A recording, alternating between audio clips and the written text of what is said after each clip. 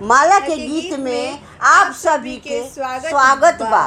की हो कौन धर्मवा कैलू अपना हाथ से, कैलू भोलेनाथ के नाथ की। कौन धर्मवा कैलू अपना हाथ से, कैलू भोलेनाथ के नाथ। एगो सखी दूसरा सखी से पूछे तारी कि कौन ऐसा धर्म कर्म कैलू जैसे भगवान जी प्रसन्न हो के आपके दर्शन आपके सपना में आ गलन, आप पे दया बरसा दिलन। उ हमरो के बतावो तौन तौन हम करब। तो का सखी बतावत तारी गीत के माध्यम से हम दोनों जानी आप सभी के सुनाव तनी, कृपया सुनब। अगर चैनल पे नया हई तो चैनल को सब्सक्राइब कर, वीडियो के लाइक कर, अन्य लोग में शेयर कर दे।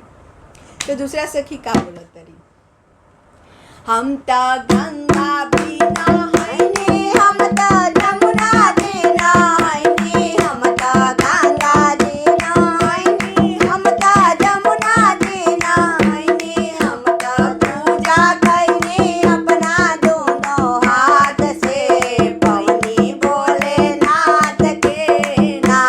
हम ता पूजा कैनी अपना दोनों हाथ से, पवनी भोलेनाथ के ना।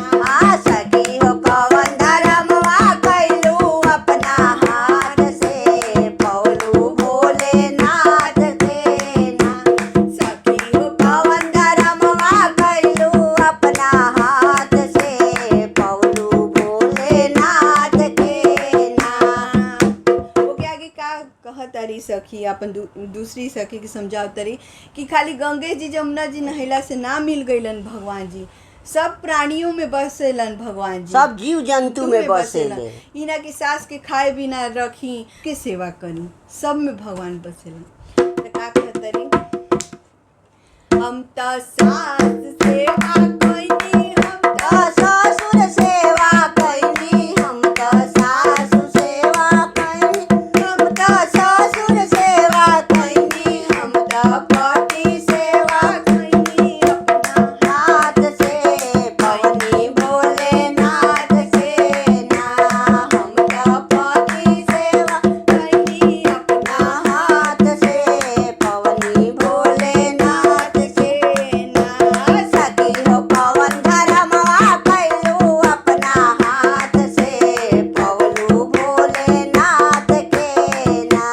सखी हो कौन धर्मवा कैलू अपना हाथ से, पवलू भोलेनाथ के ना।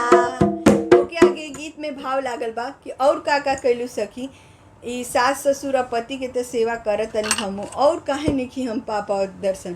तो आगे सुनी गीत में का कहतरी, हम ता निर्धन सेवा कैनी, हम ता कोरिया या सेवा कैनी, हम ता निर्धन सेवा कैनी, हम ता कोरिया सेवा कैनी, हम ता भूखल देखी रवनी अपना हाथ से, पवनी भोलेनाथ के ना। हम ता भूखे के खिलौनी अपना हाथ से, पवनी भोलेनाथ के ना।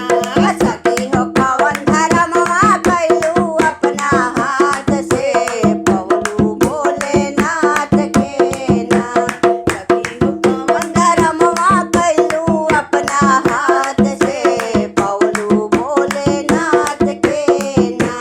हम ता दया मांगे गईनी, हम ता चर्चा करे गईनी, हम ता दया मांगे गईनी, हम ता चर्चा करे गईनी, हम ता नमन कैनी अपना दोनों हाथ से, पवनी भोलेनाथ के ना। हम ता नमन कैनी अपना दोनों हाथ से, पवनी भोलेनाथ के ना। सखी हो कौन धर्मवा कैलू अपना हाथ से, पवलू भोलेनाथ के ना। सखी हो कौन धर्मवा कैलू अपना हाथ से, पवलू भोलेनाथ के ना। पवलू भोलेनाथ के, पवलू भोलेनाथ के ना। हर हर महादेव सब प्राणियों पे कृपा करें। दया करी, कृपा करी।